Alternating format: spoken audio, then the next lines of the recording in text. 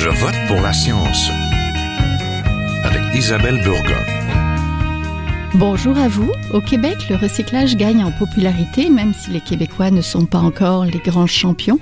Seulement la moitié, 54% des matières recyclables le sont. La cible fixée par le gouvernement vise 70%, soit les 2/3.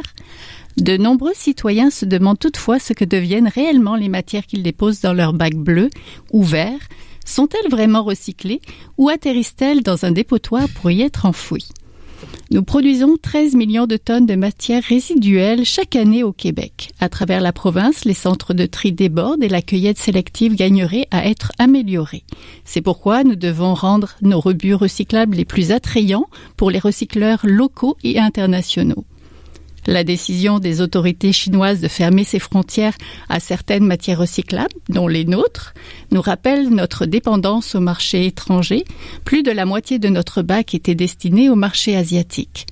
Cela nous alerte aussi sur la nécessité de trouver une solution de rechange pour nos matières à valoriser. Individuellement, nous devons décider du contenu de notre bac. Chaque matière recyclable, le papier, le plastique, le verre, pose ses propres défis de valorisation. Et chacun devrait se poser la question au moment de l'achat, que vais-je faire avec tous les contenants? Et sans doute privilégier les commerçants vrac où les aliments ne sont pas emballés et des fois même suremballés. Les 6000 ballots de papier destinés à la Chine n'ont finalement pas été valorisés. L'industrie du recyclage serait-elle toujours en crise? Nous vous en parlons tout de suite avec nos experts.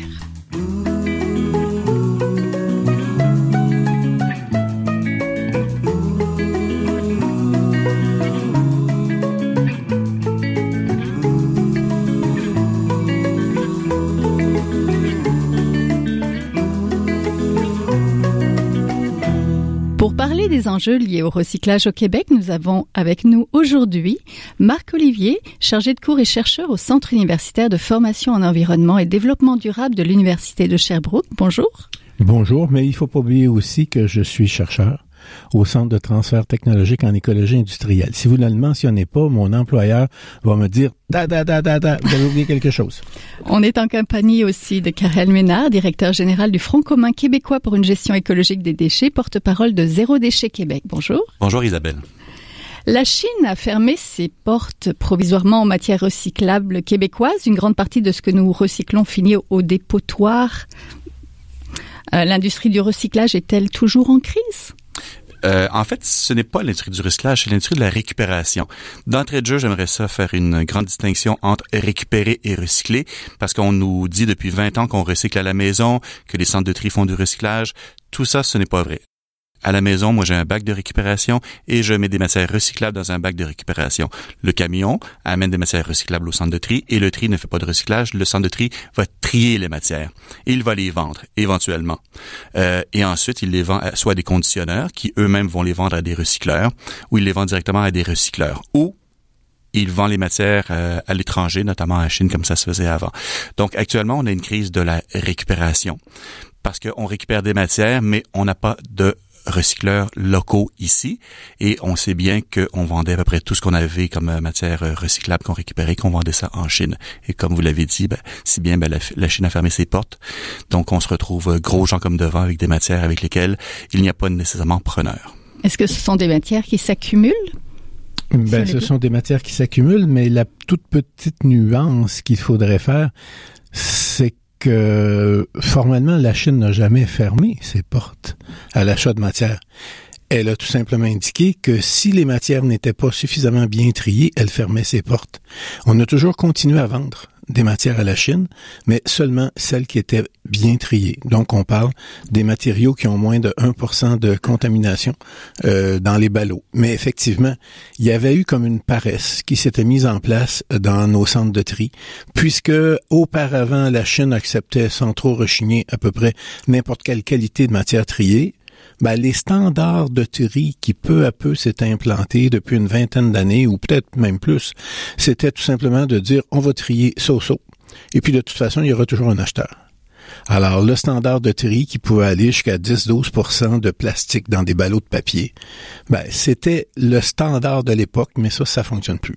Il faut donc que l'on revoie la façon de trier, la façon d'être efficace dans un centre de tri, si on veut qu'une plus grande partie de nos matières triées ait encore suffisamment de débouchés. Et entre autres, moi, ce que je pense comme débouché, c'est que la Chine, c'est comme un pis-aller, là.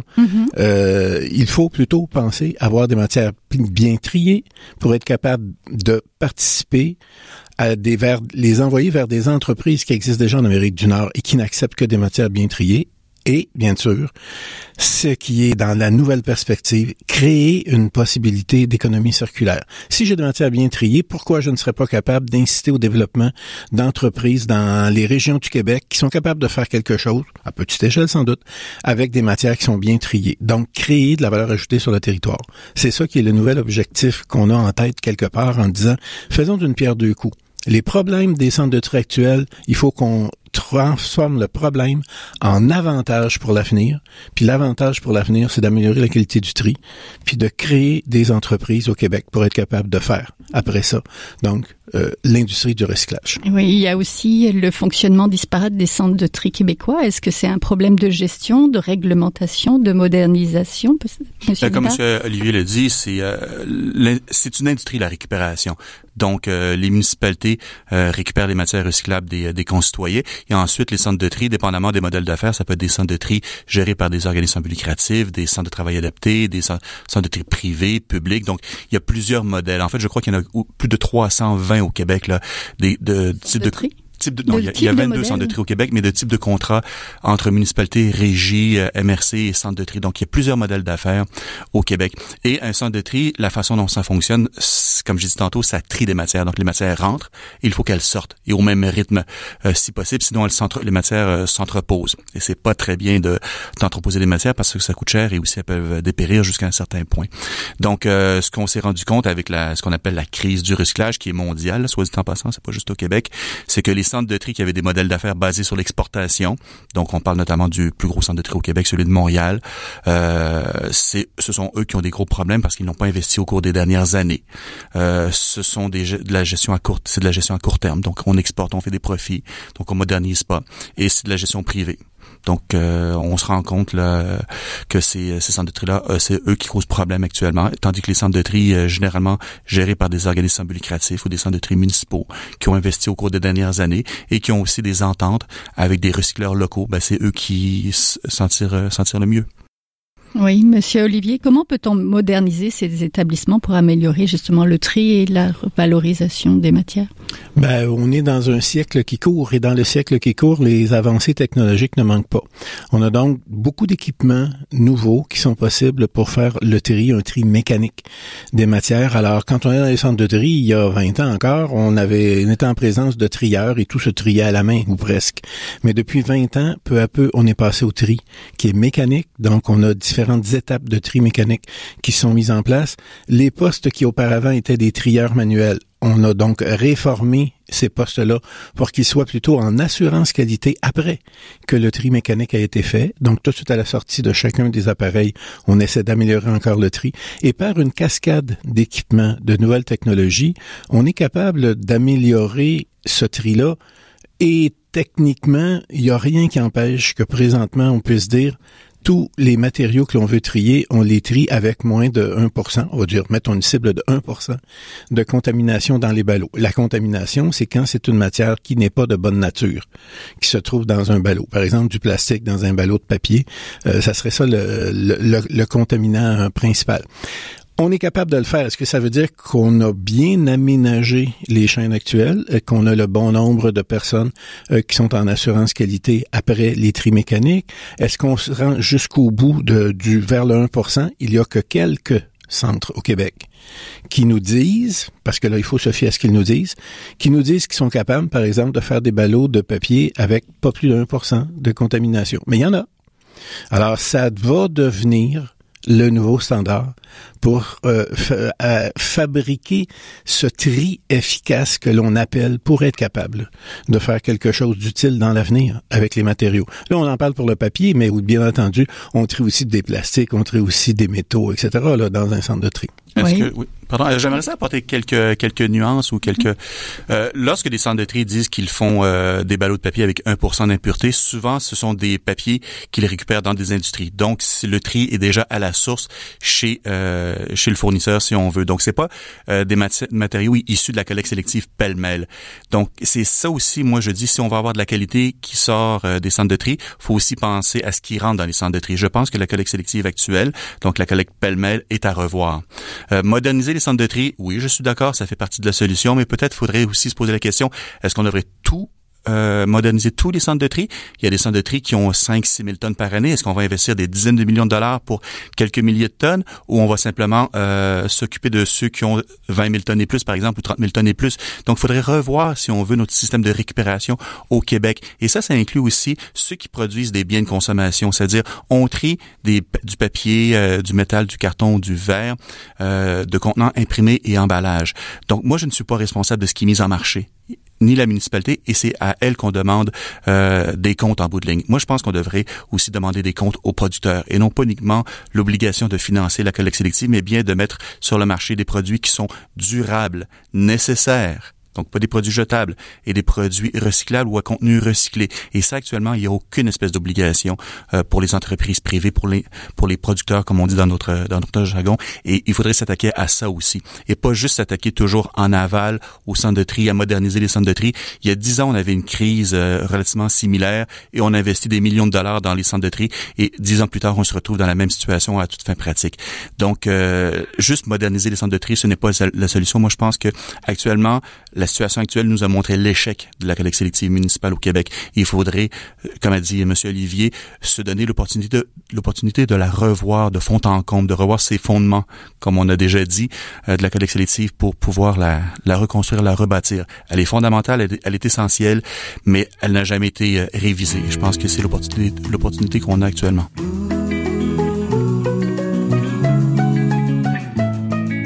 Vous êtes toujours à Je vote pour la science, là où la science rencontre la politique, une émission produite par l'agence Science Presse. Vous pouvez visiter son site internet au sciencepresse.qc.ca.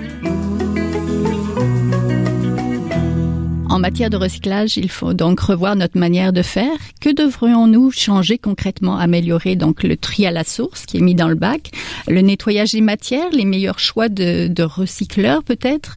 Tout notre problème, en fait, de la collecte sélective vient du concept qui s'est implanté de l'usage unique. Si on remonte au tournant des années fin 70, début des années 80, ça a été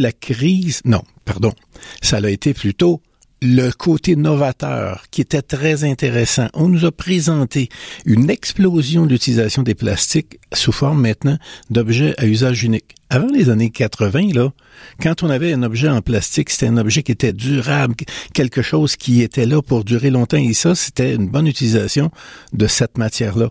Mais on a perverti le système parce qu'on voulait être moderne, parce qu'on s'est dit, bof, on peut faire plein de trucs qui sont à usage unique.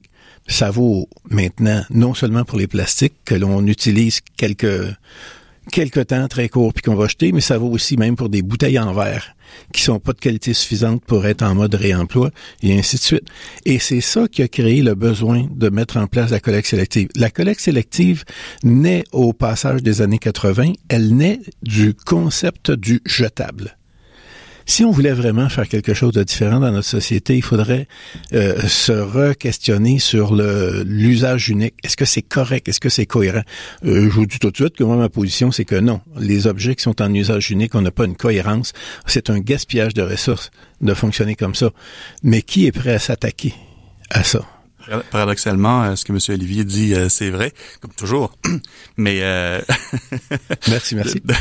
De passer à des contenants de plastique, à des contenants de verre, à des contenants de plastique aussi, c'était dans l'optique de réduire les emballages. Donc, on réduisait le poids des emballages, mais on réduisait pas le nombre de bouteilles mises en marché. Donc, en passant des contenants en verre, donc réutilisables, les bouteilles de boissons gazeuses, par exemple, de 2 litres. On passe à des bouteilles de plastique, donc à usage unique. On crée un problème alors qu'on voulait supposément éviter des problèmes en réduisant les emballages. Donc, c'était un petit peu un leurre, ce fameux protocole national sur la réduction des emballages. Et c'est effectivement de ça d'où est née la collecte sélective au Québec. Aussi, la SAQ, parce que j'aimerais en parler un petit peu, a tout de suite été le premier joueur à financer la collecte sélective municipale. Pourquoi? Parce qu'elle ne voulait pas prendre en charge ses propres contenants. Donc, elle préférait financer un système privé de collecte, parce que la collecte sélective, c'est privé à l'origine.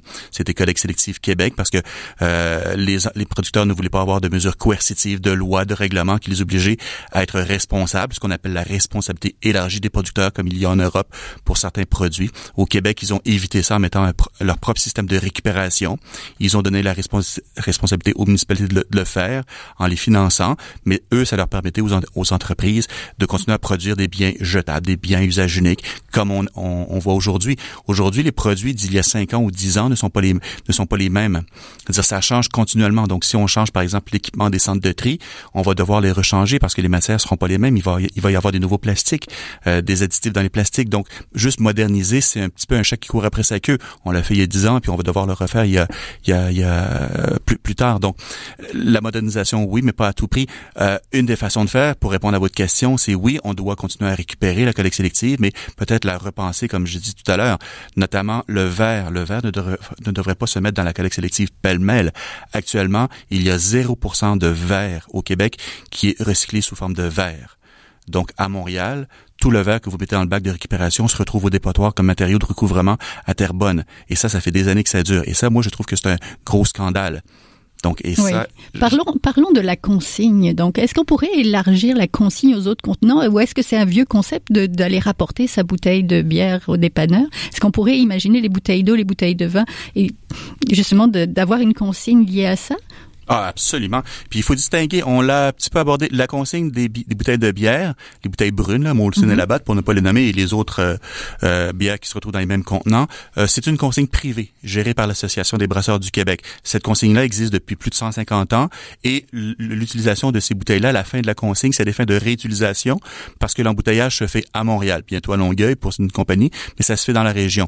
Les bouteilles de bière appartiennent aux brasseurs, donc ce sont leurs bouteilles à eux. Et ils gèrent aussi par le fait même les bouteilles de bière importées. On pense à Corona pour les bouteilles translucides ou Heineken pour les bouteilles vertes. Ces bouteilles-là ne sont pas retournées au Mexique ou aux Pays-Bas. Elles sont envoyées à Saint-Jean-sur-Richelieu et recyclées à Montréal. Elles sont refondues. Au niveau des bouteilles de la SAQ, ça serait exactement la même chose. Donc, la SAQ utilise un faux argument en disant on ne peut pas retourner les bouteilles à Bordeaux ou en Italie. En fait, ça, c'est pour ceux qui ne connaissent pas bien le dossier. L'idée d'avoir une consigne sur les bouteilles de vin, c'est qu'elles soient récupérée dans un flux unique, un flux dédié, et qu'elle aille directement chez le recycleur pour être refondue pour faire d'autres contenants de verre. Et oui, la consigne, on devrait l'étendre aux bouteilles d'eau. C'est plus de 1 milliard de bouteilles d'eau qui est consommée au Québec par année. Là-dessus, moins de 300 000 sont récupérées. Et comme je dis tantôt, récupérer ne veut pas dire recycler. Donc, je ne sais pas sur les 300 000 environ récupérés, combien sont 300 millions, pardon, ce 30% de 1 milliard, 300 millions. Là-dessus, combien sont effectivement recyclés. Donc, la consigne sur les bouteilles de bière, le taux de retour, c'est 95%. Sur les bouteilles de boissons gazeuses consignées, c'est environ 72%.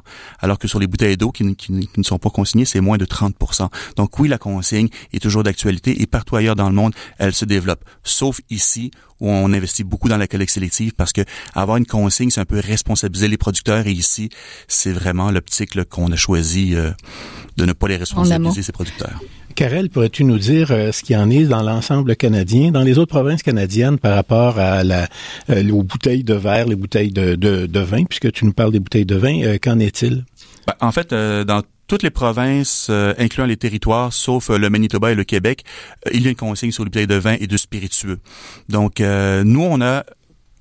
c'est pas une chance, mais en tout cas, on a une des plus grosses usines de recyclage de verre au Canada qui est située au Québec, à Montréal, notamment dans Pointe-Saint-Charles, qui paradoxalement, doit importer son verre, sa matière première, des provinces maritimes, de l'Ontario, de la Nouvelle-Angleterre, là où il y a une consigne sur le verre. Cette compagnie-là a besoin de verre récupéré, du verre consigné, pour pouvoir produire d'autres verres. Ça lui coûte beaucoup moins cher que de faire fondre du sable et elle utilise beaucoup moins d'énergie. Donc, côté gaz à effet de serre, c'est là où il y a un avantage environnemental d'avoir du verre recyclé pour faire du verre. Mais comme le verre issu de la collecte sélective municipale n'est pas propre à être recyclé en verre, on en fait de l'agrégat, du recouvrement dans les dépotoirs. Donc, en fait, c'est un écran de fumée pour dire qu'on fait quelque chose avec, mais on fait pas grand-chose. On appelle ça du downcycling en anglais. Mais ce qu'on appelle de la valorisation, mais c'est pas forcément la valorisation, ça veut tout et rien dire en même temps. Du moment que ça ne va pas dans un dépotoir à des fins d'élimination ou dans un incinérateur, on dit que c'est de la valorisation. Donc, si on en fait du béton pour faire du mobilier urbain, on dit que c'est de la valorisation, même on prétend même que c'est du recyclage. Moi, je dis non. Parce qu'une fois qu'on utilise ce verre-là dans du béton pour faire du mobilier urbain, on ne peut pas recycler le verre, ultimement. Lorsqu'on fait de l'abrasif avec du verre, les résidus d'abrasion vont au dépotoir. Donc, c'est une façon détournée de dire qu'on élimine le verre. Je dis pas que c'est pas nécessaire. On devrait avoir ces modes-là pour mettre en valeur, jusqu'à un certain point, le verre dans du béton, dans de l'abrasif, mais on ne devrait pas se limiter à ça. Mais actuellement, les pressions sont très, très fortes pour dire on recycle plus de 50% du verre dans ces fameux procédés-là. Et ça, c'est l'industrie qui dit ça, c'est pas le gouvernement. Monsieur Olivier, rapidement pour terminer, quelles sont les autres stratégies pour éviter le bac? Vous avez parlé tout à l'heure d'économie circulaire. C'est-à-dire qu'à partir du moment où on a des matières qui sont en fin de vie, est-ce que les matières qui sont en fin de vie doivent être éliminées? Absolument pas. Les matières en fin de vie, il faudrait qu'on allonge leur cycle de vie. C'est ce sur quoi on s'acharne au centre de recherche où je travaille. C'est de tenter de dire quelles sont donc des pistes de transformation pour faire quelque chose d'utile avec ce que l'on avait autrefois pris l'habitude de jeter. Alors, ça veut dire que quand on récupère des matières, il devrait y avoir un certain nombre de filières qui nous permettent d'avoir les meilleures formes de récupération. Là où c'est très difficile, c'est tout ce qui est en quantité dispersée sur un vaste territoire. Alors ça, il faut réconcilier les flux. Et la collecte sélective est là pour être capable de le faire. Mais ça peut être par une forme d'apport volontaire. La forme d'apport volontaire que notre ami Karel mentionne, c'est la consigne, donc le retour à un point de dépôt où le citoyen fait son tri et fait un effort de plus. Il doit donc retourner à un endroit utile. Ça vaut pour le verre, mais ça vaut pour plein d'autres choses. Et c'est pour ça que dans notre société, en plus de la collecte sélective, on a mis en place des formes comme de la consigne, des points de dépôt de la responsabilité élargie des producteurs. C'est pour les fonds de peinture, pour les huiles usées moteurs, pour les équipements informatiques, pour les piles, pour les fluorescents. On a aussi des écocentres pour pouvoir rapporter des morceaux, des équipements qui sont trop gros, qui ne sont pas éligibles à nos bacs de la collecte sélective. Et il y aura aussi des formes de récupération spécialisées. Quand on regarde ce qui se passe ailleurs dans le monde, on se rend bien compte que parfois, ça va être une industrie qui organise un circuit de récupération pour le matériau qu'elle domine. En Italie, par exemple, ce sont donc les industries qui sont dans le domaine de l'aluminium qui organisent des flux de récupération d'objets en aluminium, que ce soit des boîtes de conserve en aluminium ou des objets plus gros, parce que il y a d'autres modèles possibles. Mais ce sont des modèles qu'on n'a pas développés ici au Québec, là. On n'a jamais pensé qu'une industrie du papier, comme Cascade, mettrait en place un système de récupération du papier. Vous voyez comme je suis ironique, puisque là, c'est le seul qui existe présentement. Il y a des industries dans le domaine du papier qui ont leur propre système de récupération du papier, mais ça, on n'en parle pas. Mais on devrait faire ça d'une façon beaucoup plus étendue. Oui, on en a un petit peu parlé aujourd'hui. Donc, merci beaucoup. On était en compagnie de Karel Ménard, directeur général du Front commun québécois pour une gestion écologique des déchets et porte-parole de Zéro Déchet Québec, de Marc Olivier, chargé de cours et chercheur au Centre universitaire de formation en environnement et développement durable de l'Université de Sherbrooke. Merci. Voilà.